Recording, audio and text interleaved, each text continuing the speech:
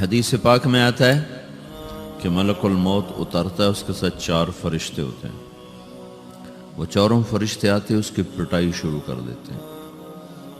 ابھی پرسوں یہ حدیث میں نے پڑھی ابن ماجہ میں کہ ملک الموت کہتا ہے ایتها النفس الخبیثہ کانت فی الجسد الخبیث، اے خبیث روح جو خبیث جسم میں تھی، اخرجی باہر آؤ. اب وہ واپس تو ہو نہیں سکتا، اپنے آپ کو روک تو سکتا نہیں، تو وہ حیران پریشان خوف زدہ. تو اس کے جواب میں اس کو ملک الموت کہتا ابشری ابشری بحمیم وغساق وآخر من شکلہ ازواج، تیار ہو جا خوفناک عذاب کے لیے اور کھولتے پانیوں کے لیے، کانٹے دار جھاڑیوں کے لیے اور بے شمار عذاب کی شکلوں کے لیے. تو اس کی روح کو جب کھینچتے ہیں تو رگ رگ سے وہ کٹ کٹ کے نکلتی ہے، تو سارا وجود زیر و زبر ہوتا ہے. سکرات کا درد ساری دنیا کے دردوں پر حاوی ہے. جب اس کی روح نکلتی ہے اور اس کو لے کر آسمان پر چلتے ہیں تو دروازے پر پہنچتے ہیں تو اندر سے فرشتے پوچھتے ہیں کون ہے؟ کہتے ہیں فلاں فلاں کا بیٹا ہے. کا نفس خبیثہ فی الجسد الخبیث، یہ تو وہی بدماش ہے جو بدماش جسم میں تھا، یہ وہ بدبخت روح ہے جو بدبخت جسم میں تھی. اس کے لیے آسمان کے دروازے نہیں کھول سکتے، اسے واپس کر دیا جائے. تو آسمان کے دروازے لا تفتح لهم ابواب السماء ولا يدخلون الجنة حتى يلج الجمل في سم الخياط، کہ ان کے لیے آسمان کے دروازے نہیں کھلیں گے اور ان کے لیے جنت کے دروازے نہیں کھلیں گے. پھر یہ وہاں سے نیچے گرائے جاتے ہیں جو اللہ کا قید خانہ ہے سجین. وما ادراک ما سجین کتاب مرقوم، وہ تمہیں خبر نہیں کہ وہ کیا خوفناک قید خانہ ہے جو اللہ تعالیٰ نے بنایا ہے، اسے وہاں دھکیل دیا جاتا ہے. پھر قیامت تک اس کے لیے انتظار کی گھڑیاں ہیں اور عذاب کی شدت ہے.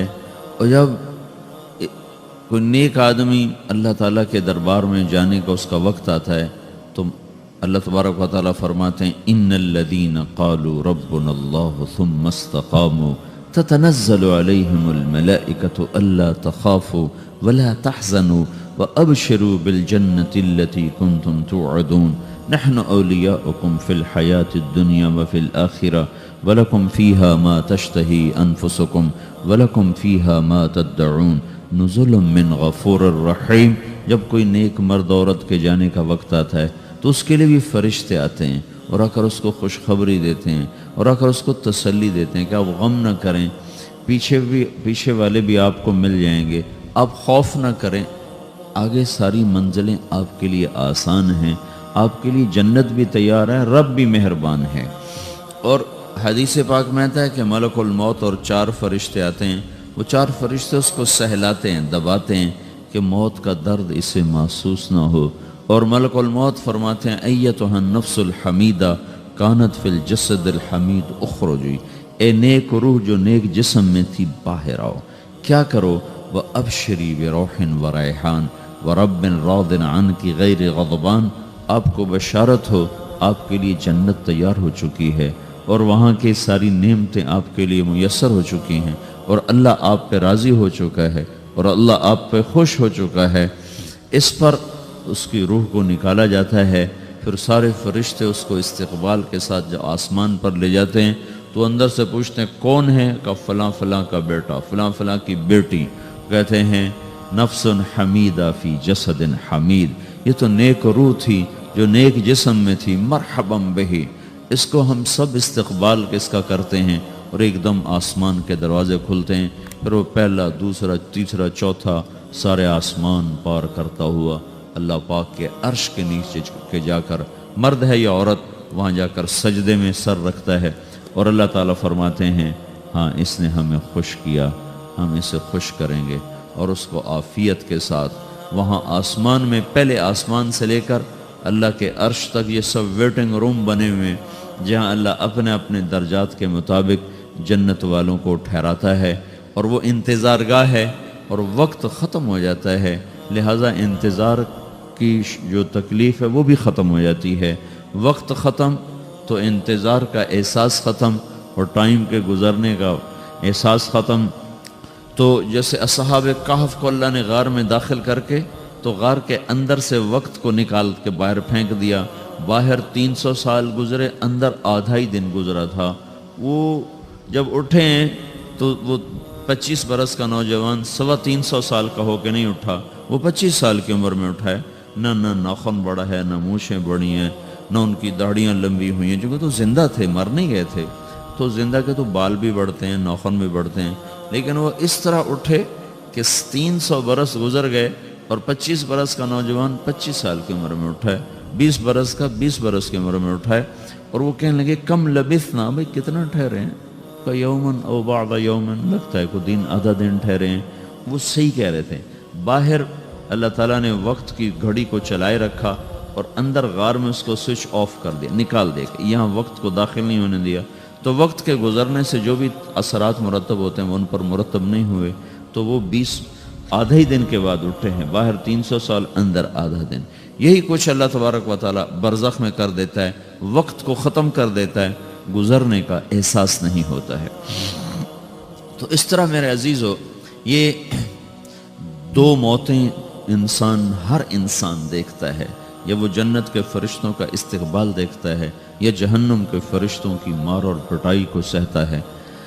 رابعہ بصری رحمۃ اللہ علیہ کا انتقال ہونے لگا تو انہوں نے رات کو فوت ہوئی، تو انہوں نے اپنی خادمہ کو بلا کے فرمایا کہ کسی کو بتانا نہیں، جب میں مر جاؤں تو پڑوس میں 2-4 کو بلا کر نا میرا جنازہ پڑھوا دینا، اور جس کرتے میں تہجد پڑھتی تھی وہی میرا کفن بنا دینا، اور صبح بے شک لوگوں کو بتا دینا، میرے مرنے کے بعد میری میت کو رکھنا نہیں، فوراً دبا دینا۔ تو جب ان کا انتقال ہوا تو انہوں نے پڑوس کے 2-4-10-20 آدمی بلائے اور ان کو تدفین تجہیز سب کچھ ہو گئی۔ صبح شور مچا کہ وہ رابعہ بصری کا انتقال ہو گیا۔ تو اگلے دن وہ خواب میں اس خادمہ کو ملی اور کہا بیٹی تیری بڑی مہربانی، تو نے میری وصیت کے مطابق عمل کیا۔ اس نے دیکھا کہ انہوں نے ایک خوبصورت سبز لباس پہنا ہوا ہے، تو وہ فرمانے لگی، انہوں نے سوال کیا کہ آپ کے ساتھ قبر میں کیا ہوا؟ تو وہ کہنے لگی کہ میرے پاس منکر نکیر آئے تھے اور مجھ سے کہنے لگے من رب کی، تیرا رب کون ہے؟ تو میں نے کہا سبحان اللہ، 40 برس جس کو میں نہ بھلا سکی اس کو 4 ہاتھ زمین میں آ کے میں بھول جاؤں گی۔ ان کا 42 برس کی عمر میں انتقال ہوا تھا۔ تو وہ کہنے لگے سبحان اللہ، جس کو میں 40 برس نہ بھلا سکی میں اسے 4 ہاتھ زمین کے اندر آ کے بھول جاؤں گی۔ تو منکر نکیر کہنے لگے اس کا کیا حساب لینا؟ پھر انہوں نے پوچھا کہ وہ آپ کا وہ کرتا کہاں گیا تہجد والا جس میں آپ کو کفن دیا تھا؟ کہا وہ اللہ نے مجھ سے لے لیا ہے اور میرے اعمال کے خزانے میں رکھ دیا ہے، قیامت کے دن میرا وہ کرتا بھی میرے ترازو میں تولا جائے گا، اور مجھے یہ لباس پہنایا ہے جو جنت کا لباس ہے۔ یہ بھی ایک موت ہے، اس طرح بھی لوگ مرتے ہیں۔ اور دوسری بھی ایک موت ہے، ہمارے علاقے کی بتا رہا ہوں، اپنے علاقے کی۔ ایک ذمہ دار مر گیا، اس کی قبر کھودی، ساری بچھوؤں سے بھری ہوئی، ایسے جیسے چیونٹیاں پھر رہی ہوتی، تو انہیں وہ بند کر کے دوسری کھودی، ساری بچھوؤں سے بھری ہوئی، پھر وہ بند کر کے تیسری کھودی، ساری بچھوؤں سے بھری ہوئی۔ قبرستان میں اتنے بچھو کہاں سے آ گئے؟ یہ زمین کے بچھو نہیں ہے، یہ آخرت کی بلائیں ہیں جس کے ساتھ اب اس سے قیامت تک رہنا ہے اور گزارا کرنا ہے۔ تو یہ 2 طرح کی موتیں روزانہ لوگ مرتے ہیں، روزانہ لوگ مرتے ہیں۔ جب نماز کا وقت ہوتا ہے ملک الموت ساری دنیا کا چکر لگاتا ہے اور دیکھتا ہے کون پڑھ رہا ہے کون نہیں پڑھ رہا، کون پڑھ رہا ہے کون نہیں پڑھ رہا۔ جو نماز کی پابندی کرتا ہے اس کی موت آسانی سے ہوتی، جو نماز میں غفلت کرتا ہے اس کے ساتھ موت کے وقت شدت اور سختی اختیار کی جاتی۔ تو بھائیو، یہ ایک جسم ہے، ایک روح ہے۔ روح باقی رہنے والی چیز ہے، جسم مٹ جاتا ہے، پھر اللہ سے قیامت کے دن نیا جسم عطا فرمائے گا، ایک نیا جسم دیا جائے گا۔ روح وہی ہے جو اللہ کے خزانوں میں جمع ہو جاتی ہے۔ نافرمان کی سیاہ کالی روح ہوتی ہے، فرمان بردار کی روشن چمکدار روح ہوتی ہے۔ تو اللہ نے کچھ تقاضے جسم کے رکھے ہیں اور کچھ روح کے رکھے ہیں۔ جسم کے تقاضے پورے نہ کرو تو یہ پریشان ہو جاتا ہے، روح کے تقاضے پورے نہ کرو تو یہ پریشان ہو جاتی۔ روح کی پریشانی جسم سے زیادہ ہے، چونکہ روح کی طاقت جسم سے زیادہ ہے۔ جسم مٹی سے بنا ہے اس کی غذا بھی مٹی سے نکلتی ہے، روح آسمان سے ہے، اس کی غذا بھی آسمان سے ہے۔ روح کا تعلق جب تک اللہ سے نہیں جڑتا اس سے بھوک اور پیاس لگتی رہتی ہے۔ جسم کو جب تک روٹی اور پانی نہ ملے یہ تڑپتا اور پریشان رہتا ہے۔ جیسے اللہ تعالیٰ نے ہمارے جسم میں روٹی اور پانی کی طلب کو بے ساختہ رکھ دیا ہے۔ میں بیان کے دوران بھی پانی پی رہا ہوں، آپ دیکھ رہے ہیں کہ مجھے میرا حلق سوکھ جاتا ہے، مجھے طلب محسوس ہوتی ہے پانی، حلق سوکھتا ہے پانی کی طرف بھاگتے ہیں، بھوک لگتی ہم روٹی کی طرف بھاگتے ہیں۔ یہ ایک ایسا اندر میں آٹومیٹک سسٹم ہے کہ ہم اس کو آف نہیں کر سکتے۔ یہ سوتے سوتے بھی بھوک کی وجہ سے آنکھ کھل جاتی، سوتے سوتے پیاس کی وجہ سے آنکھ کھل جاتی ہے۔ یہ ایسا خود اللہ تعالیٰ نے ساختہ نظام بنایا ہے کہ آپ اپنے جسم میں روٹی اور پانی کی طلب کو نہیں نکال سکتے۔ میرے عزیزو، ٹھیک اسی طرح اللہ نے انسانی روح میں اپنی طلب رکھ دی ہے اور اپنے رسول کی طلب رکھ دی ہے۔ یہ دو طلب ایسی ہیں کہ یہ آپ کے جسم روح سے نکل نہیں سکتی۔ جیسے بھوکا روٹی نہ کھا لے، پیاسا پانی نہ پی لے، اسے چین نہیں آ سکتا۔ وہ روح جو اللہ اور اس کے رسول سے نہ آشنا ہے، جب تک وہ وہاں تک پہنچ نہیں جاتی اسے چین نہیں آ سکتا، اس کا اندر پریشان رہے گا۔ 1997 میں جب جنید جمشید سے میری پہلی ملاقات ہوئی تو اس نے مجھ سے یہ سوال کیا کہ مولوی صاحب، ایک پاکستانی نوجوان جس گلیمر کو خوابوں میں دیکھتا ہے وہ گلیمر تو مجھے زندگی میں ویسے ہی حاصل ہے، میرے چاروں طرف زندگی کا رقص ہے اور میری زندگی کی ہر خواہش، ہر السلام علیکم، ویلکم بیک ٹو مسلم سیرہ۔ ایسے ہی بیانات سننے کے لیے ہمارے چینل کو سبسکرائب کریں اور بیل آئیکن کو ضرور دبائیں۔ شکریہ۔ تمنا پوری ہے، اس کے باوجود میرے اندر اندھیرا ہے، میرے اندر خلا ہے۔ مجھے لگتا ہے میں وہ کشتی ہوں جس کا کوئی ساحل نہیں، جس کی کوئی سمت نہیں، جس کا کوئی گھاٹ نہیں۔ یہ کیوں ہے؟ میرے ساتھ تو ایسا نہیں ہونا چاہیے۔ ایک عام لڑکا تو کہتا ہے ہائے کاش یہ ہوتا، اس کو وہ نہیں ہو رہا تو پھر وہ پریشان ہے، ہائے یہ ہوتا، ہائے وہ ہوتا۔ تو میں تو ہائے نہیں کرتا ہوں، میری تو ہر لذت اور خواہش میرے سامنے تشتری میں سجا کے پیش کی جا رہی۔ میں کیوں ایسا کر رہا ہوں؟ میں ہائے ہائے کیوں کر رہا ہوں؟ میرا اندر ویران کیوں ہے؟ میرے اندر میں خلا کیوں ہے؟ یہ وہی خلا ہے کہ وہ روح کی پیاس کو شراب میں بجھانا چاہتا ہے، وہ روح کی پیاس کو لڑکی میں بجھانا چاہتا ہے، وہ روح کی پیاس کو موسیقی سے بجھانا چاہتا ہے، وہ روح کی پیاس کو دنیا کی رعنائیوں میں 5 سٹار ہوٹلوں سے بجھانا چاہتا ہے۔ روح کیا جانے روٹی کیا ہے، شراب کیا ہے، پانی کیا ہے، عورت کیا ہے، موسیقی کیا ہے، گھنگرو کیا ہے، پائل کیا ہے، چھنکار کیا ہے۔ روح کو ان چیزوں کی کیا خبر؟ امریکہ میں ہماری ایک جماعت تھی تو 4 لڑکے 2 لڑکیاں، 4 لڑکیاں 2 لڑکے مسلمان ہوئے۔ تو ایک لڑکے کا نام رکھا تھا ابراہیم، اور اس کو جب پڑھایا نا کلمہ، انہوں نے کہا ہائے، انہوں نے کہا ہائے، اور دونوں ہاتھ یہاں رکھے سینے پر، دل پر، کہا ہائے۔ تو ہمارے ساتھی ہیں ڈاکٹر اختر، وہ کہنے لگے کیا ہوا کیا ہوا؟ کہنے لگا جب سے ہوش سنبھالا یہ جگہ خالی تھی، یہ تیرے کلمہ پڑھانے پر بھر گئی ہے کہ میری خوشی سے ہائے نکل گئی۔ یہ جگہ خالی رہے گی، یہاں شراب نہیں پہنچ سکتی، یہاں نغمہ اور موسیقی نہیں پہنچ سکتی، یہاں تالے لگے ہوئے ہیں، یہاں تک کوئی آواز نہیں جا سکتی۔ دل کے تاروں پر ایک ہی نغمہ چڑھ سکتا ہے اور وہ اللہ کی یاد کا ہے اور اللہ کی محبت کا ہے اور اللہ کے رسول کی محبت کا ہے۔ باقی کوئی مضراب ایسا نہیں جو ان تاروں کو چھیڑ سکے، باقی کوئی چیز، آواز ایسی نہیں جو دل کی دنیا پر جا کر دستک دے سکے۔ یہاں بند دروازے ہیں، یہاں صرف اللہ پہنچے گا، اللہ کے رسول کا تعلق پہنچے گا، باقی کوئی چیز یہاں نہیں جا سکتی۔ تو چونکہ آج ہمارا علم غلط ہو گیا، پنکھا بند کرو، ہمارا علم غلط ہو گیا ہے، تو ہم نے ان دنیا کی چیزوں کو سب کچھ سمجھ کر اس کی دوڑ لگانا شروع کر دی ہے۔ تو روح آسمان سے ہے، اس کا تعلق اللہ سے بناؤ بھائیو۔ اللہ کا تعلق پائے بغیر نہ کوئی مرد مکمل ہے نہ کوئی عورت مکمل ہے، اور چونکہ براہ راست اللہ کو کوئی پا نہیں سکتا، چونکہ وہ ہمارے سامنے نہیں، اس کے اور ہمارے درمیان لاکھوں کروڑوں پردے حائل ہیں۔ تو اللہ اپنے بندوں میں سے ایک کو منتخب کر کے اپنا رسول بناتا ہے، اس پر اپنا آپ کھول دیتا ہے، پھر اسے کہتا ہے جا لوگوں کو بتا کہ یہ زندگی اللہ کو پسند ہے۔ وہ اللہ کا جو رسول ہے وہ بندوں اور رب کے درمیان واسطہ بن جاتا ہے۔ اللہ نے ہمیں حضرت محمد صلی اللہ تعالی علیہ وسلم جیسا رسول دے دیا۔ اللہ تعالیٰ نے اپنا آپ کسی کو نہیں دکھایا۔ موسیٰ علیہ السلام پہ ایک تجلی پڑی، ان کو 40 دن ہوش نہیں آیا، 40 دن اللہ سے ضد کرنے لگے، رب ارنی انظر الیک، یا اللہ میں تجھے دیکھنا چاہتا ہوں۔ اللہ تعالیٰ نے کہا موسیٰ یہ ہو نہیں سکتا۔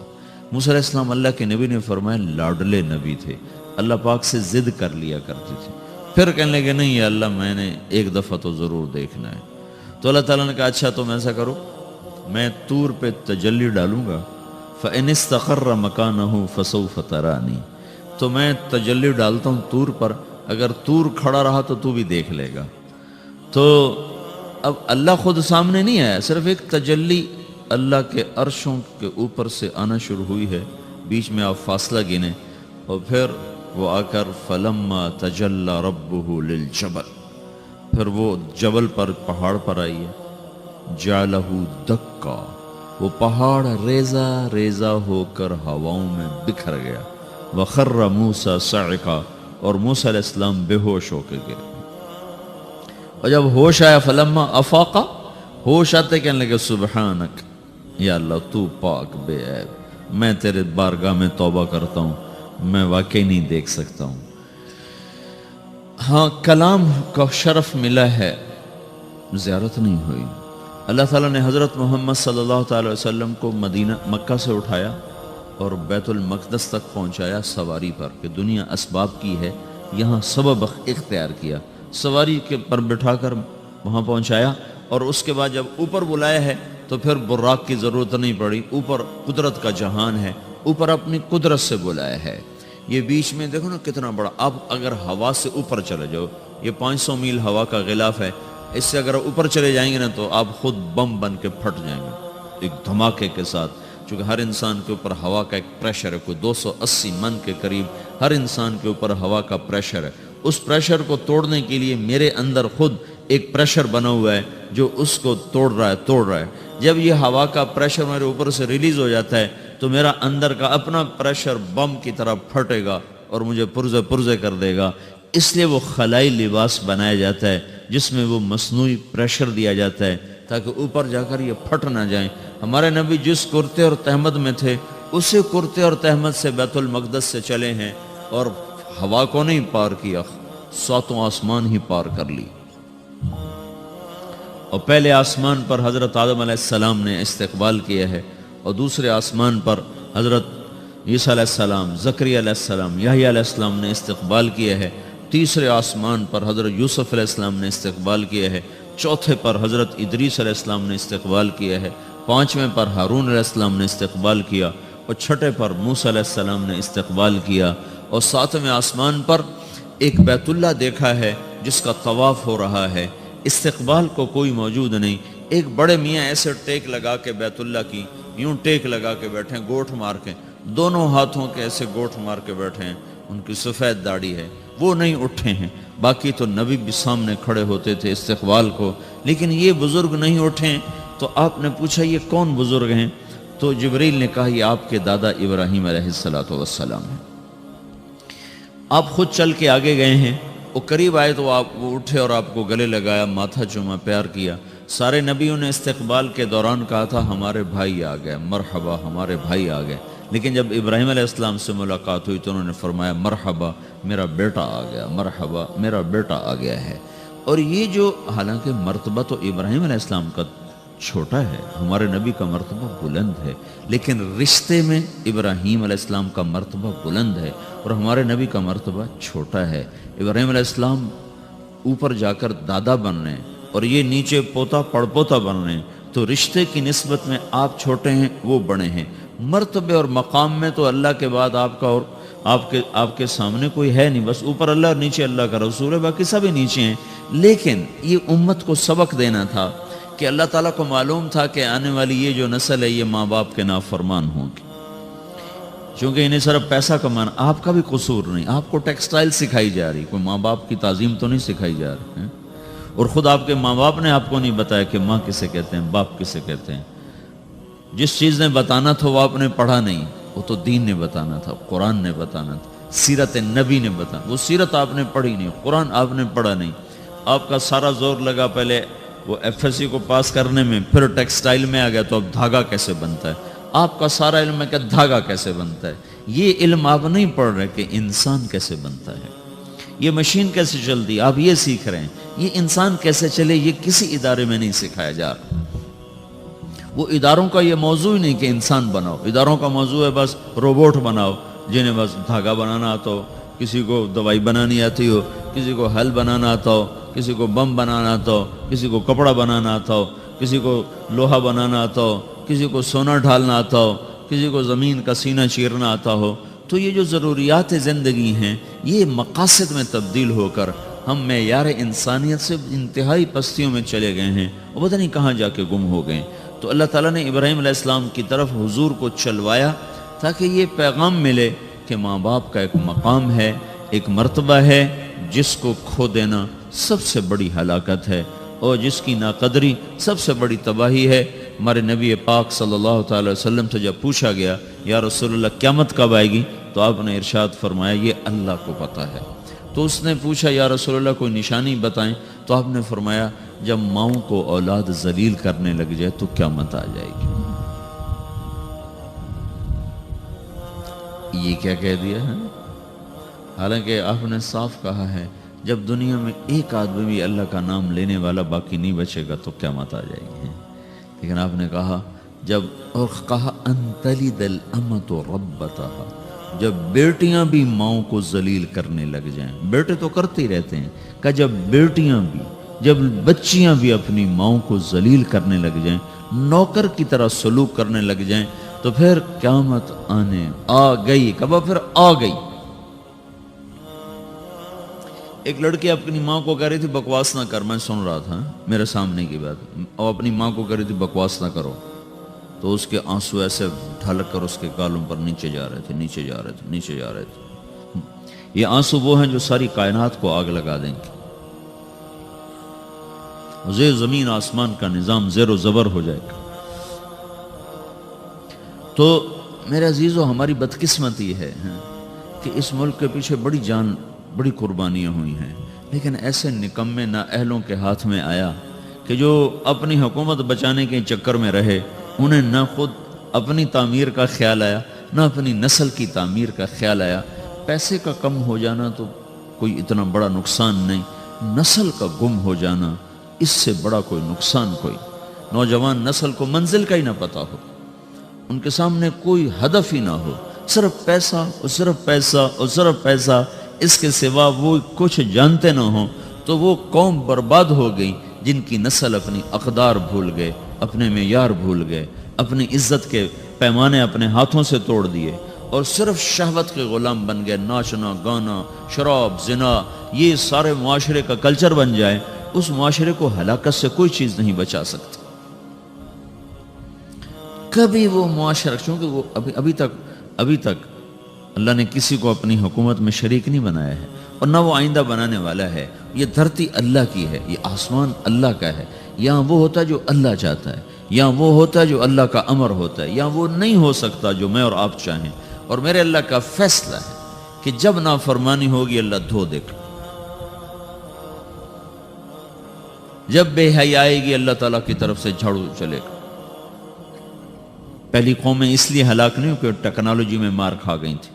فرعون کو ٹیکنالوجی میں مار کھا کے سمندر میں غرق ہوا تھا، وہ کتنے لاکھوں کا لشکر لے کر تعاقب میں چلا تھا، اور اللہ تعالیٰ نے ایک پل میں فَأَخَذْنَاهُ وَجُنُودَهُ فَنَبَذْنَاهُمْ فِي الْيَمِّ وَهُوَ مُلِيمٌ۔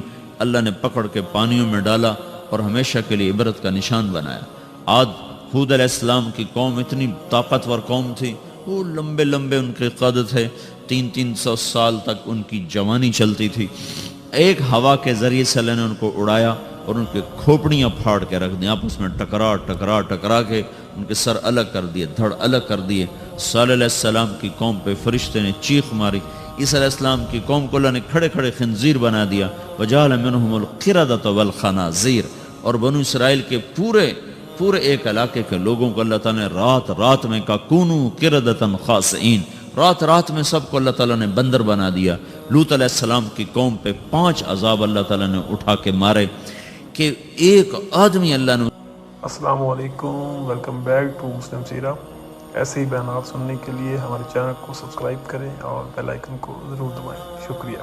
اس میں زندہ نہ چھوڑا، سب کو جا کے تہ خاک کے پہنچا کر اوپر ایک گندا پانی ان پہ مسلط کر دیا جس کو ڈیڈ سی کہتے ہیں، جو اتنا گاڑھا ہے کہ اس میں چھلانگ بھی لگاؤ تو کوئی نہیں ڈوبتا ہے، اتنا گاڑھا وہ پانی ہے، اس میں ڈوبتا کوئی نہیں۔ وہ کوئی 70 مربع میل میں پھیلا ہوا علاقہ ہے، میں گیا ہوں وہاں۔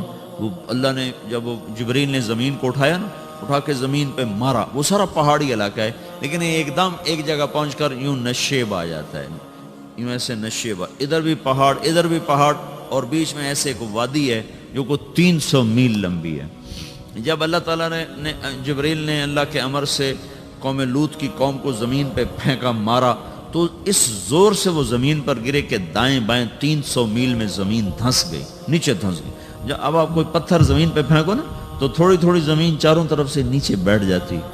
پوری بستی تھی، لاکھوں کی آبادی کی، جس کو نیچے سے اکھاڑا اور اوپر سے جا کر زمین پر جو پھینکا، وہ اتنے زور سے گرے کہ 300 میل دائیں بائیں زمین اندر دھنس گئی، ادھر بھی پہاڑ ادھر بھی پہاڑ، اور بیچ میں پوری ایک وہ وادی بن گئی ہے جس میں اب خیر اب آبادی ہے، لیکن وہ جگہ وہاں ابھی تک وہ گندا پانی کھڑا ہوا ہے جو اس بات کا اعلان کر رہا ہے کہ نافرمانی کے ساتھ یہ کیا جاتا ہے، چونکہ ابھی تک کائنات کی باغ ڈور اللہ کے ہاتھ میں ہے، اور فیصلے وہ آسمان سے کرتا ہے، نظام وہ چلاتا ہے، ترتیب اس کے ہاتھ میں ہے، قدرت اس کے ہاتھ میں ہے، حکومت اس کے ہاتھ میں ہے، فیصلے وہ کرتا ہے۔ کل یوم ہوا فی شأن ان الامر کلہ للہ، ساری شان، ساری قدرت، ساری ہیبت، سارے فیصلے آسمانوں سے ہوتے ہیں۔ اس کے ملک میں، فیصلوں میں، تدبیر میں، تقدیر میں اور نظام میں کوئی شریک نہیں ہو سکتا، کوئی شامل نہیں ہو سکتا ہے۔ تو بھائیو، وہ جب ناراض ہوتا ہے تو زمین و آسمان کو زیر و زبر کر دیتا ہے، اور جب وہ راضی ہوتا ہے تو زمین و آسمان کی برکتوں کے دروازے کھول دیتا ہے۔ تو اللہ تعالیٰ نے ہمیں حضرت محمد صلی اللہ تعالی علیہ وسلم جیسا راہبر دیا جس نے قیامت تک آنے والی ایک ایک چیز کو آنکھوں سے دیکھ کے بتا دیا۔ آپ کو اللہ تعالیٰ نے جنت دکھائی، جہنم دکھائی، پر جنت جہنم تو بڑی چھوٹی چیز ہے۔ میں یہ کہہ رہا تھا کہ اللہ تعالیٰ نے ہمارے نبی کو وہ آنکھ عطا فرمائی کہ 7 آسمان سے اٹھا کر، سدرۃ المنتہا سے اٹھا کر، عرش کے اوپر سے اٹھا کر، سارے 70,000 سے مراد ہے بے شمار، 70,000 بے شمار جو پردے تھے اللہ اور خلقت کے درمیان، وہ سارے اٹھا کر اللہ اپنی ذات کے ساتھ سامنے آ گیا تھا اپنے نبی کی۔ حضرت ابن عباس نے پوچھا یا رسول اللہ رأیت ربک؟ قال رأیت نورک، آپ نے اپنے رب کو دیکھا یا رسول اللہ؟ کہا ہاں میں نے دیکھا، میں نے اس کے نور کا، اس کے جمال کا میں نے مشاہدہ کیا۔ وہ آنکھ کتنے علم رکھتی ہے جو اللہ کو دیکھ لے، وہ کان کتنے طاقتور ہیں جو اللہ کی آواز سن لے، وہ سینہ کتنا طاقتور ہے جو اللہ کی تجلیات کو ہضم کر جائے۔ دیکھو نا، موسیٰ علیہ السلام پہ تجلی آئی پہاڑ سے لوٹ کر آئی ہے، ہوش نہیں آیا ہے۔ یہاں سیدھا اللہ کی ذات عالی کا دیدار ہے، اور اللہ کو آنکھ دیکھ رہی ہے، کان سن رہا ہے، زبان بات کر رہی۔ التحیات للہ والصلوات والطیبات، یہ اللہ تعالیٰ سے یہ بات ہو رہی۔ آگے جواب آ رہا ہے، السلام علیک ایہا النبی ورحمت اللہ وبرکاتہ۔ اس کے جواب میں ہمارے نبی فرما رہے ہیں، السلام علینا وعلی عباد اللہ الصالحین۔ یہ مکالمہ اللہ کے سامنے دیکھتے ہوئے، اللہ کی سنتے ہوئے، کتنا عظیم رسول اللہ تعالیٰ نے بنایا۔ پھر مکالمہ ہو رہا ہے، یا اللہ، ابراہیم کو آپ نے خلیل بنایا، اور موسیٰ علیہ السلام کو آپ نے کلیم بنایا، اور داؤد علیہ السلام کو آپ نے لوہا نرم کر کے دیا، اور سلیمان علیہ السلام کو یا اللہ آپ نے ہوا تابع کر کے دی، اور عیسیٰ علیہ السلام کو یا اللہ آپ نے مردے زندہ کر کے دیے، تو یا اللہ میرے لیے کیا ہے؟ یہ اللہ سے ساتھ بات ہو، اتنا لمبا چوڑا مکالمہ ہو رہا ہے۔ تو آگے اللہ تعالیٰ جواب میں ارشاد فرما رہا ہے، اولیس قد آتیتک افضل من ذلک کلہ، اے میرے نبی، میں نے تمہیں سب چیز سے اعلیٰ چیز عطا کی ہے، اللہ ذکرت الا ذکرت معی، قیامت تک تیرا میرا نام اکٹھا رہے گا، جدا نہیں ہو سکتا۔ سب سے اعلیٰ چیز قربت دے دی، کہ میں نے آپ کو اپنے قریب کر لیا. اب یہ لا الہ الا اللہ کے ساتھ محمد الرسول اللہ جڑ گیا ہے. اب یہ کبھی نہیں مٹ سکتا. اللہ کو پانے کے لیے کوئی راستہ نہیں. محمد الرسول اللہ سند ہیں, ڈگری ہیں. کیوں بھائی؟ ادھر بازار ادھر کسی مل میں کوئی چلا جائے گا جی میں ٹیکسٹائل انجینئر ہوں مجھے رکھ لو, تو سب سے پہلی چیز وہ کیا کہیں کہ آپ کے پاس ڈگری ہے. پاکستان میں 2 کالج ہیں, ایک یہاں ایک دوسرا کہاں ہے؟ کراچی میں ہے. تو سب سے پہلی چیز جو آپ سے مانگیں گے نا, کہیں گے آپ اپنی ڈگری دکھاؤ. تو آپ وہاں جیلی سند پیش کر سکتے؟ جیلی سند کے ساتھ آپ کو کوئی رکھے گا؟ تو وہ کہیں گے جی آپ ہمیں ڈگری لاؤ. یہ ڈگری, یہ سند, یہ ایک ضمانت ہے کہ یہ آدمی صحیح جانتا ہے. اس کے عالم ہونے کی ضمانت نہیں ہے, صرف اس بات کی ضمانت ہے کہ یہ آدمی صحیح راستے پر ہے, صحیح چیز کو اس نے حاصل کیا ہوا ہے. MBBS کی ڈگری دکھاؤ گے, وہ ویسے کوئی بیٹھ جائے پھٹا لگا کے تو پکڑ کے جیل میں ڈال دیں گے. تو اللہ تک پہنچنے کے لیے صرف ایک راستہ, وہ حضرت محمد صلی اللہ تعالی وسلم کی پاک زندگی ہے. اسے چھوڑ کر, اس سے ہٹ کر کوئی اللہ تک پہنچنے کا دعویٰ کرے تو بھائیو وہ گمراہی پر ہے, وہ صحیح راستے پر نہیں ہے. وہ اللہ کو نہیں پا سکتا, وہ اللہ تک نہیں جا سکتا. اللہ تک جانے کے لیے صرف حضرت محمد صلی اللہ تعالی علیہ وسلم کی پاک زندگی ہے.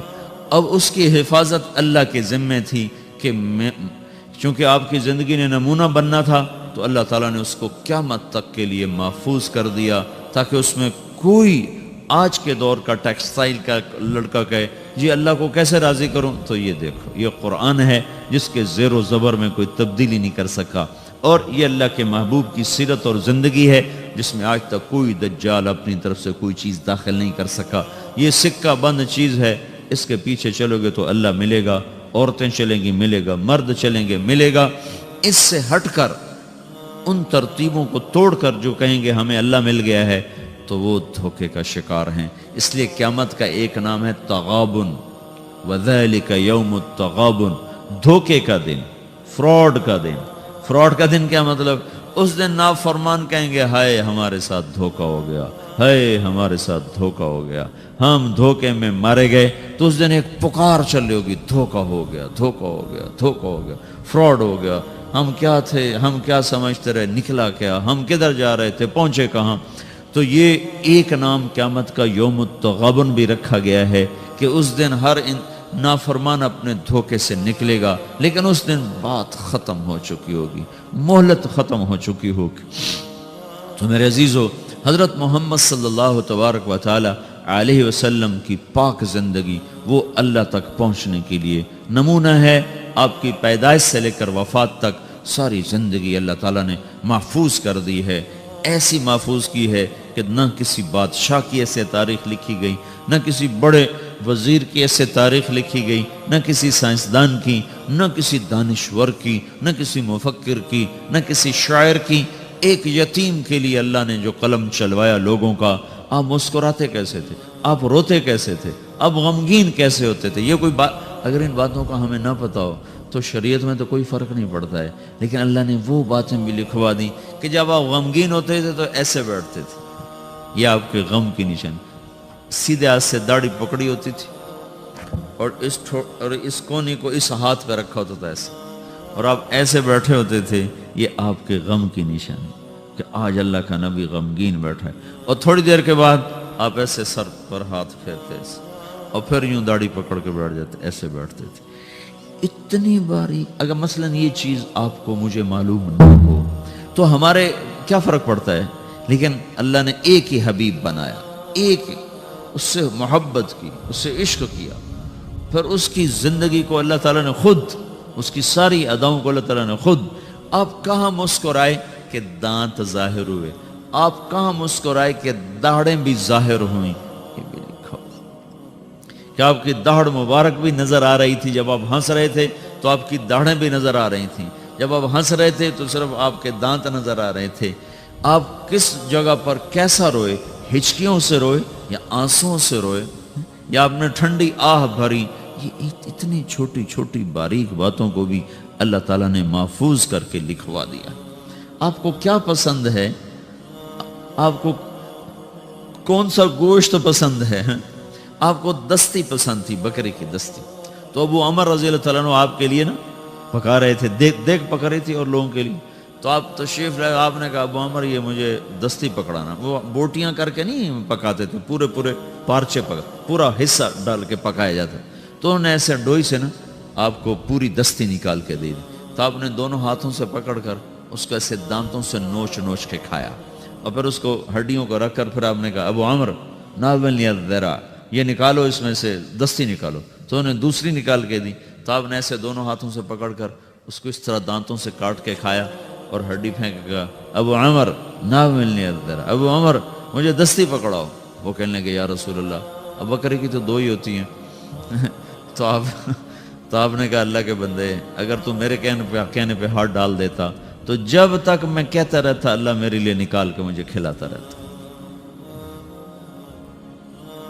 آپ کو شہد کا شربت پسند تھا، کھجور کا شربت پسند تھا، انگور کا پھل پسند تھا، برنی کھجور پسند تھی، اجوا کھجور پسند تھی، بے روحا کا ٹھنڈا پانی پسند تھا، سفید لباس آپ کو پسند تھا، قمیص آپ کا پسندیدہ لباس تھا، چال میں آپ کے عاجزی اور مسکنت تھی، پاؤں چھوٹے رکھتے تھے، چال میں تیزی ہوتی تھی، گردن جھکی ہوتی تھی، نظر اٹھا کے نہیں چلتے تھے، مردوں میں بھی بیٹھتے ہوئے آپ کی نظر نہیں اٹھتی تھی، چاہے جائے کہ کوئی عورت سامنے آ جائے۔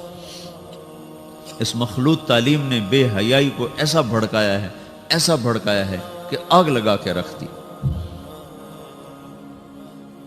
مسلمان ہماری ایک زندگی ہے، ہم مغرب کے غلام نہیں ہیں، بن گئے اپنے کرتوتوں کی وجہ سے بن گئے، تو پھر جو غلام ہوتا ہے اس کی اپنی کوئی اقدار نہیں ہوتی، جو آقا کہے گا اسے وہی کرنا ہے۔ ہماری بدقسمت یہ کہ ہم اپنی نافرمانی کی وجہ سے، اللہ کے نبی نے فرمایا تھا اذا اتخذ الفیء دولا، جب میری امت کے حکمران وہ مسلمانوں کے مال کو لوٹنا شروع کر دیں گے، والامانۃ مغنما، اور امانت جس کے پاس رکھی جائے گی وہ کھا جائے گا، والزکاۃ مغرما، مالدار لوگ زکوٰۃ دینا چھوڑ دیں گے، وتعلم لغیر الدین، اور علماء کے قدم بادشاہوں کے درگاہوں کی طرف، بارگاہوں کی طرف اٹھنا شروع ہو جائیں گے، اللہ کے در سے ہٹ کر وہ بادشاہوں کے درباروں کی سیٹ کے متلاشی ہو جائیں گے، وَأَطَاعَ الرَّجُلُ زَوْجَتَهُ، اور لوگ بیویوں کے فرما بردار ہو جائیں گے، وَعَقَّ أُمَّهُ، اور ماؤں کے نافرمان ہو جائیں گے، اور ادنا صدیقہ، اور دوست کا استقبال کریں گے، وَأَقْصَى أَبَاهُ، اور باپ کو دھکے دیں گے، ماں باپ سے بدتمیزی کریں گے، دوستوں کا اکرام کریں گے، ماں باپ کو گھور کے دیکھیں گے، دوست کو خوش ہو کے دیکھیں گے، ماں باپ کو پانی پلا کے راضی نہیں ہوں گے، دوستوں کے لیے ان کو مری میں بھی جا کر کھانا کھلانے کے لیے تیار ہو جائیں گے۔ اللہ کے نبی نے فرمایا کاش میرے ماں باپ ہوتے، میں ان کی بڑی خدمت کرتا، اور نہیں تو میری ماں تو ضرور ہوتی، اور میں عشاء کی نماز کے لیے مصلی پہ کھڑا ہوتا، سورۃ فاتحہ شروع کر چکا ہوتا، اور ادھر میرے گھر کی کھڑکی کھلتی اور میری ماں منہ نکال کے کہتی محمد، تو میں نماز توڑ کے کہتا جی اماں جان۔ یہ اللہ کے رسول کا جذبہ ہے۔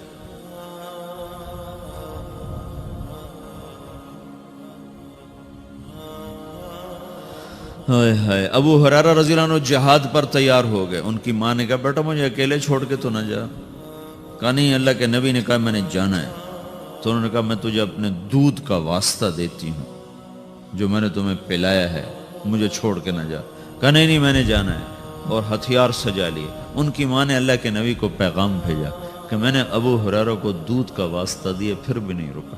ابو ہریرہ ہتھیار سجا کے مسجد میں آئے تو آپ نے منہ ادھر پھیر لیا، ابو ہریرہ کو دیکھا بھی نہیں، وہ پریشان ہو گئے، کیا ہو یا رسول اللہ؟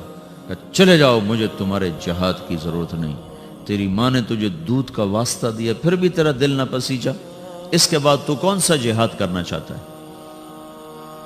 کس جہاد میں تو جانا چاہتا؟ آپ جنت میں تشریف لے گئے تو آپ نے جنت میں قرآن کی تلاوت سنی، آپ نے پوچھا یہ کون تلاوت کر رہا ہے؟ تو فرشتوں نے کہا جی حارثہ بن نعمان تلاوت کر رہے ہیں۔ حارثہ مدینے بیٹھا ہے، تلاوت اتنے آواز آ رہی ہے کی چکر ہے؟ انہوں نے کہا جی ماں کی خدمت کی وجہ سے اللہ نے یہ عزت بخشی، جب قرآن پڑھتا اللہ ساری جنت کو سناتا۔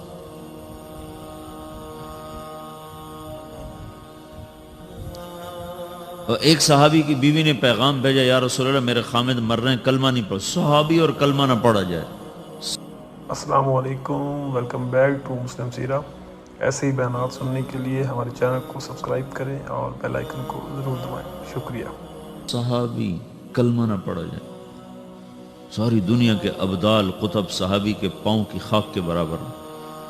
تو آپ نے پوچھا ماں باپ میں کون زندہ ہے؟ کہا جی ماں زندہ ہے۔ کہا ناراض ہے؟ کہا جی ناراض ہے۔ تو آپ نے اس کی ماں کو پیغام بھیجا کہ علقمہ، ان کا نام تھا علقمہ، میں آپ سے ملنا چاہتا ہوں۔ وہ خود آ گئی۔ تو آپ نے فرمایا تم علقمہ سے ناراض ہو؟ کہا ہاں جی ناراض ہو۔ کیا ناراضگی ہے؟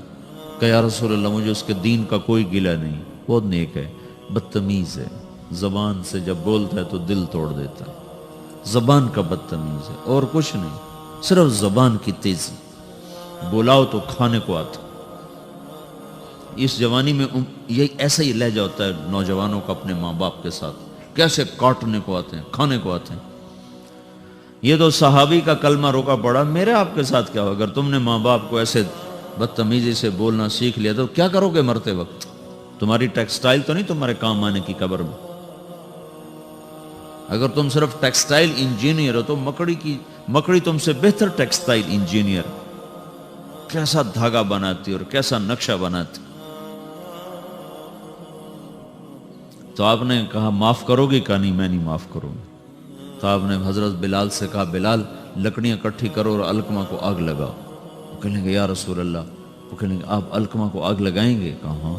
تو معاف نہیں کرے گی نا تو یہ سیدھا دوزخ میں جائے گا، اور میں جلا دوں گا تو دوزخ سے بچ جائے گا۔ تو کہنے گے نہیں اتنا تو میرا حوصلہ نہیں کہ میں یہ دیکھ سکوں، میں اسے معاف کرتی ہوں۔ یہ کہنا تھا میں معاف کرتی ہوں تو علقمہ کی زبان پہ کلمہ جاری ہو گیا، اور ساتھ ہی ان کا انتقال ہو گیا۔ پھر آپ نے اس کا جنازہ پڑھایا۔ پھر آپ نے فرمایا جس نے ماں باپ کو دکھ دیا اس پہ اللہ کی لعنت، فرشتوں کی لعنت، زمین آسمان کی لعنت، نہ نماز قبول ہوگی، نہ روزہ، نہ صدقہ۔ تو آپ نے فرمایا کہ جس وقت میری امت میں مائیں ذلیل ہوں گی، باپ در بدر ہوں گے، ٹھوکر کھائیں گے، دوستوں کی عزت اور اکرام ہوگا اور باپ کو ذلیل کیا جائے گا، وساد القبیلۃ فاسق ہوں، اور قبیلے کا سردار فاسق و فاجر ہوگا، وکان رئیس القوم ارذلہم، اور حکومت نکمے انسانوں کے ہاتھ میں ہوگی، وَأُكْرِمَ الرَّجُلُ مَخَافَةَ شَرِّهِ، ایک دوسرے کو سلام کریں گے اندر میں بغض بھرا ہوا ہوگا، ایک دوسرے کو سلام کریں گے اندر میں کوئی نہ کوئی مفاد بھرا ہوا ہوگا، اور وَارْتَفَتِ الْأَصْوَاتُ فِي الْمَسَاجِدِ، اور مسجدوں میں لڑائیاں شروع ہو جائیں گی، وَظَهَرَتِ الْقَيْنَاتُ وَالْمَعَازِفُ، اور ساری امت گانے بجانے میں ڈوب جائے گی۔ یہ وہ دور ہے جب سوائے قرآن کے کسی گھر میں کسی چیز کی آواز نہیں آتی تھی، اور اب آگے دیکھ کے بتا رہے تھے کہ ایک وقت آنے والا ہے جب ساری امت موسیقی میں ڈوب جائے گی۔ ظہرت القینات، اور گانے والیاں معزز ہو جائیں گی، محترم ہو جائیں گی، والمعازف، اور گانے کے آلات، سارے ٹیکسٹائل کے ہاسٹل میں میوزک کی آواز چاروں طرف گونج رہی ہے۔ میں نے ہاسٹل لائف گزاری ہے، میوزک کیسے گونجتا ہے میں خود اس دور سے گزرا ہوں، لیکن میں تو جانور تھا، مجھے تو پتہ نہیں تھا، اور اس طرح تبلیغ کا کام بھی کوئی نہیں تھا کہ ہمیں آ کے کوئی بتاتا اور سمجھاتا۔ تمہیں تو ہم بتا رہے ہیں، یہاں آ کے بیان کیا تھا جنید جمشید نے، یہ ایگریکلچر یونیورسٹی میں، تو میں بھی ساتھ تھا، تو کہنے لگا دیکھو میرے عزیزوں میں گانے والا ہوں، میں توبہ کر چکا ہوں، تم سننے سے ہی توبہ کر لو۔ یہ کیسے دیوانے ہیں جو کہتے ہیں موسیقی روح کی غذا ہے، یہ روح کی غذا ہوتی تو میں چھوڑ دیتا، بھلا تم روٹی چھوڑ دو گے، پانی چھوڑ دو گے، تمہیں کوئی لاکھ تقریریں کریں تو روٹی چھوڑ دو گے، پانی چھوڑ دو گے؟ تو جو چیز روح کو تقویت پہنچائے اسے کون چھوڑے گا؟ روح کو تقویت پہنچانے کے لیے صرف تم ایک دفعہ کہتے نا اللہ، تو تمہاری روح کا رواں رواں سرشار ہو جاتا۔ جب کہتے نا لا الہ الا اللہ، تو تمہاری ساری روح میں نغمے نغمے گونجنے لگتے۔ تو اس نے کہا میں گانے والا توبہ کر چکا، تم سننے والی بھی تو توبہ کرو، کہ ظہرت القینات والمعازف، گانے والیاں معزز، گانے موسیقی عام، وشربت الخمور، اور شراب پی جائے گی۔ وَلَانَ آخِرُ هَذِهِ الْأُمَّةِ اول، میں لاہور میں تھا، ایک بڑے افسر کہنے لگے جی قرآن میں کہاں لکھا ہے شراب حرام ہے؟ میں نے کہا قرآن میں کہاں لکھا ہے زنا حرام ہے؟ دکھا دو۔ کہیں قرآن میں لکھا ہو کہ زنا حرام. چلو زنا تو ایک مسلمان بھی کر سکتا ہے، شراب ایک مسلمان بھی پی سکتا ہے. سارے قرآن میں کہیں دکھاؤ کہ لکھا ہو شرک حرام ہے، پتھر کی پوجا حرام ہے. اللہ کے بندو، تم نے انگریزی پڑھی ہے، تم نے عربی نہیں پڑھی. تم عربی کا محاورہ کیسے سمجھ سکتے؟ ایک حرام کرتے ہو، ایک اس کو حلال کہتے. ایک شراب پینا، ایک اس کو حلال کہنا. ایک نماز نہ پڑھنا، ایک اس کو حلال کہنا. یہ تو اسلام سے ہی باہر نکل گئے.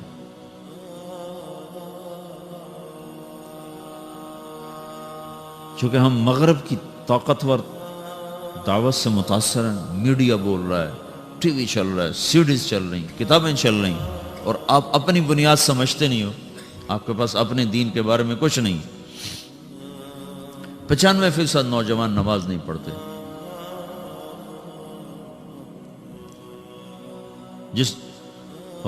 جس نماز کو آپ نے کہا جعلت قرۃ عینی فی الصلاۃ، میری آنکھوں کی ٹھنڈک نماز ہے، اور کربلا کی تپتی ہوئی ریت اور جھلستی ہوئی ہوا اور کائنات کا سب سے سنگین واقعہ روح پذیر ہو رہا ہے. سب سے بڑے ظلم کی داستان لکھی جا رہی ہے، اور آل رسول کے سر کٹ رہے ہیں، اور کائنات کا سب سے پاک خون دھرتی پر بہہ رہا ہے، اور کائنات کی سب سے پاک ہستی کے سینے میں تیر پار ہو رہے ہیں، اور اس کے سامنے اس کی نسل ذبح ہو رہی ہے. اور سورج ڈھلتا ہے اور نماز کا وقت آتا ہے، تو انہوں نے زہیر بن القین جو آپ کے رائٹ سائڈ کے جھنڈا بردار تھے، ان سے کہا جاؤ ان سے کہو نماز پڑھنے دو.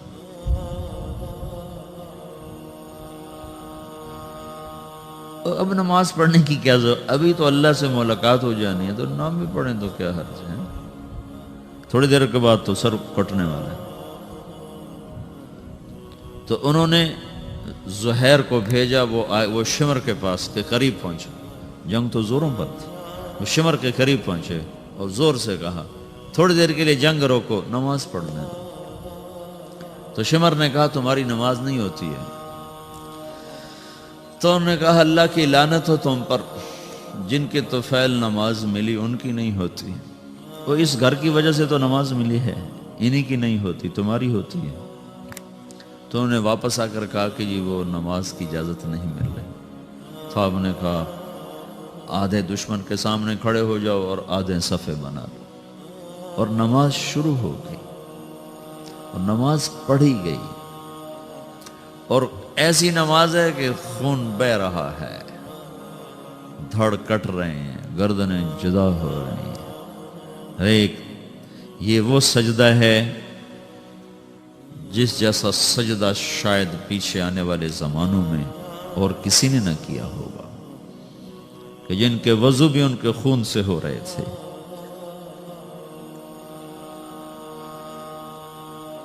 جن کے مصلے وہ کربلا کی تپتی ہوئی ریت بن رہی تھی. 95% لوگ نماز نہیں پڑھتے. قرآن کا پہلا صفحہ کہہ رہا ہے الذین یؤمنون بالغیب ویقیمون الصلاۃ. سارے قرآن کو ڈھونڈنے کی ضرورت، صرف پہلا صفحہ پڑھ لو. کامیاب کون لوگ ہیں؟ جو اللہ پر ایمان لائے، غیب پر، اور نمازوں کو زندہ کر دیا. جمعہ کا دن تھا، ظہر کی نماز پڑھی ہے اور عصر کی نماز سے پہلے شہید ہو گئے. اور حضرت عامر بن عاص رضی اللہ تعالیٰ عنہ مصر کے لڑائی میں امیر تھے. تو انہوں نے عیسائیوں نے پیغام بھیجا جمعہ تمہارا دن ہے، ہفتہ یہود کا دن ہے، اتوار ہمارا دن ہے، پیر کے دن جنگ ہوگی. ٹھیک. تو جمعے کی نماز ہو رہی تھی اور انہوں نے بدعہدی کی اور اچانک حملہ کر دیا. دوسری رکعت میں کھڑے تھے، پہلی ہو چکی تھی جب عیسائیوں نے آ کر حملہ کیا ہے. پیچھے حملہ ہوا ہے، آگے نماز ہو رہی ہے. اب نماز توڑ دینے کا عین حکم آ چکا ہے، نماز توڑ دو، بعد میں پڑھ لو. اور ابھی ان کا جواب دو. ایک آدمی نے نماز نہیں چھوڑی، کٹتے رہے، نماز نہیں چھوڑی. اور سرار لشکر عمرو بن عاص خود نماز پڑھا رہے تھے. اس ایک رکعت میں 2 صفیں پوری کٹ گئیں. سارے مصر کی جنگوں میں 5 برس میں اتنے لوگ شہید نہیں ہوئے جتنے اس نماز کی ایک رکعت میں شہید ہوئے. اور تم لوگ صرف اچھے بھلے نمازی امتحان میں نماز چھوڑ دیں گے. پڑھائی کا زور پڑ گیا، پڑھائی کا زور پڑ گیا، پیچھے دھڑ کٹ رہے ہیں، سر تن سے جدا ہو رہے ہوں، اور آگے آدمی نماز میں کھڑا مرنے کو تیار ہو. کتنا دھن جگرا چاہیے اس کے لیے. جو قوم یہ تاریخ رکھتی ہو، اسی قوم کی 95% نوجوان نسل سجدے سے انکار کر چکی. تو تمہارا یہ پیسہ تمہیں کیا عزت دے گا؟ تمہاری ٹیکسٹائل تمہیں کہاں پہنچا سکتی ہے جب تم اللہ اور اس کے رسول سے ہی باغی ہو جاؤ گے؟ مال کی کیا بات؟ اللہ نے فرعون کو دے دیا تھا، قارون کو دے دیا تھا، حامان کو دے دیا. آج یہود کو اللہ نے اتنا رزق دیا ہوا ہے تو کیا اللہ یہودیوں سے خوش ہو گیا؟ شدید ترین عذاب میں مبتلا ہے ہونے والی نسل ہے یہود کی. تو میرے بھائیو، اللہ کو مطلوب بناؤ، اللہ کو، اس کو سامنے رکھ کر زندگی کا سفر طے کرو. اس میں چاہے ٹیکسٹائل انجینئر بنو، چاہے ڈاکٹر بنو، چاہے تم تاجر بنو، سائنسدان بنو، زمیندار بنو، منزل تو سامنے رکھو. کہاں جانا ہے وہ تو سامنے رکھو گا. اچانک موت آ جائے کیا پلے ہوگا؟ ایک بڑی اچھی وہ ماڈرن فیملی کا نوجوان نا کراچی میں تبلیغ میں لگ گیا، داڑھی رکھی، تو ساری فیملی ان کی لڑکیاں جین پہننے والی، کھٹے بال. السلام علیکم، ویلکم بیک ٹو مسلم سیرہ. ایسے ہی بیانات سننے کے لیے ہمارے چینل کو سبسکرائب کریں اور بیل آئیکن کو ضرور دبائیں. شکریہ. تو ساری فیملی نے اس کے اوپر چڑھ گئی، داڑھی کٹاؤ، داڑھی کٹاؤ، داڑھی کٹاؤ. وہ ساری فیملی کا پریشر نہ سہ سکا اور اس نے داڑھی منڈا دی. 4 مہینے بعد مر گیا. تو اس کا باپ اس کے سرانے کھڑا ہو کے کہہ رہا تھا، اگر مجھے پتا ہوتا تیری اتنی مختصر زندگی ہے تو میں یہ کام تجھ سے کبھی نہ کرواتا. ارے ظالم، ارے بے وقوف، اپنے ہاتھوں سے تو نے اپنے بیٹے کو ہلاک کر دیا. زندگی مختصر ہو یا لمبی ہو، طریقہ تو میرے نبی کا چلنے والا ہے. امام حسین نے کیوں حکومت کو ٹھکرا دیا؟ ساری اولاد ذبح کرا دی. یہ سودا میں مجھے قبول نہیں. حالانکہ ان کی جنت کا فیصلہ تو ماں کی گود میں ہو چکا تھا. اب ان کا حسن اور حسین جنت کے نوجوانوں کے سردار ہیں. پھر ایک شخص اپنی آنکھوں کے سامنے، اوہ ایک بیٹا ذبح ہو، دوسرا ذبح ہو، تیسرا ذبح ہو، چوتھا ذبح ہو، بھتیجے ذبح ہوں، بھائی ذبح ہوں. اللہ اکبر، کیا ظرف ہے.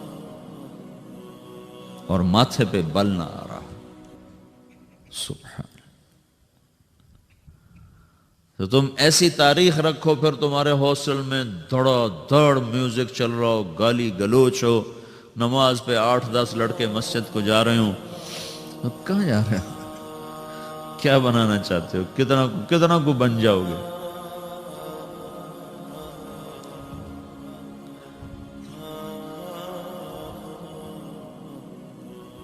کوئی ہم بے نام مخلوق ہوتے، کوئی ہماری تاریخ نہ ہوتی، کوئی ہمارا ماضی نہ ہوتا، ہمیں پتہ نہ ہوتا کہ ہم کس قافلے کے بچھڑے ہوئے لوگ ہیں. تو پھر جو مرضی کرتے، لیکن کیا کریں، بھول ہی گئے. مدت ہوئی صیاد نے چھوڑا بھی تو کیا، تاب پرواز نہیں، راہ چمن یاد نہیں. تو بھائیو، ایک بات تو میں یہ آپ سے عرض کرنے میں کہ دیکھو، یہ زندگی پتہ نہیں کب شام ہو جائے. تو اس میں وہ کرو جو اللہ اس کے رسول کو پسند ہے، اس کو سیکھو. یہ تبلیغ، اس کو جہاں تم ٹیکسٹائل سیکھ رہے ہو، تبلیغ اس کو سیکھنے کی محنت ہے کہ میرا اللہ کیسے راضی ہوگا، اللہ کا رسول کیسے راضی ہوگا، ان کے پیچھے میں کیسے چلوں. میری زندگی کی ہر صبح ہر شام اس ترتیب پر چلے. اس کو سیکھو میرے عزیز. بلانے والا اچانک بلاتا ہے، پتہ بھی نہیں چلتا۔ تو اپنی زندگی میں دین کو آگے رکھو، آخرت کو آگے رکھو، اپنی دنیا کو پیچھے رکھو، دنیا کے سلسلے پیچھے رکھو۔ اور دوسری چیز یہ ہے، جو پڑھ رہے ہو اس کو بھی نہ صرف کمائی کے لیے مت پڑھو۔ ساری کی ساری امت ڈاماڈول ہے اور سب کا قبلہ پیسہ بن چکا ہے۔ ہر شعبہ اور فن اس لیے پڑھا جا رہا ہے کہ اس میں پیسہ زیادہ ہے، اس میں پیسہ زیادہ ہے، اس میں پیسہ زیادہ ہے۔ اس ذہن کا معاشرہ وہ قوموں کو کسی بھی کنارے نہیں پہنچا سکتا۔ تم ہمارا قیمتی سرمایہ ہو، اگر تمہارا کمپیوٹر صرف پیسے پر فٹ ہو گیا تو تم خود بھی ہلاک ہو اور نسل بھی ہلاک ہے۔ تو تم اپنے کندھوں پر ایک اجتماعی ذمہ داری محسوس کرو کہ ہم نے باطل کی ٹیکنالوجی سے آزاد ہونا۔ یہ تو ایک کائناتی علم ہے، نہ کہ مغرب کا علم ہے۔ جو قوم محنت کرے گی اللہ ان کو دے دے گا۔ جو قوم اپنے آپ کو کھپائے گی اللہ ان کو عطا فرمائے گا۔ یہ مغرب کا علم نہیں ہے، چھوٹا سا سنگاپور ہے، چھوٹا سا کوریا ہے، چھوٹا سا تائیوان ہے۔ جو ان کی دنیا کی محنت ہے اس کی تعریف تو کرے۔ ان میں کفر ہے، ان میں شراب ہے، زنا ہے، جو کوئی وہ الگ چیز ہے، لیکن یہ دنیا دارالاسباب ہے، انہوں نے اس میں محنت کی ہے، کوشش کی ہے۔ تو تم اس علم کو پڑھو، صرف اس لیے نہیں کہ ہم نے تنخواہ لینی ہے بڑی اچھی اور جنرل مینیجر بن جانا ہے، پھر ہمارے پاس بڑے پیسے آ جائیں گے، نہیں، کہ ہم نے پوری اپنے قوم کو، ملک کو ہم نے اس سوال سے اپنے پاؤں پہ کھڑا کرنا ہے۔ سب سے بڑی جو مین کراپ ہے پاکستان میں، زمیندار کا بیٹا ہوں، کپاس ہے۔ سارا پاکستان جو چل رہا ہے وہ کپاس کے اوپر چل رہا ہے، باقی چیزوں سے برائے نام ہے۔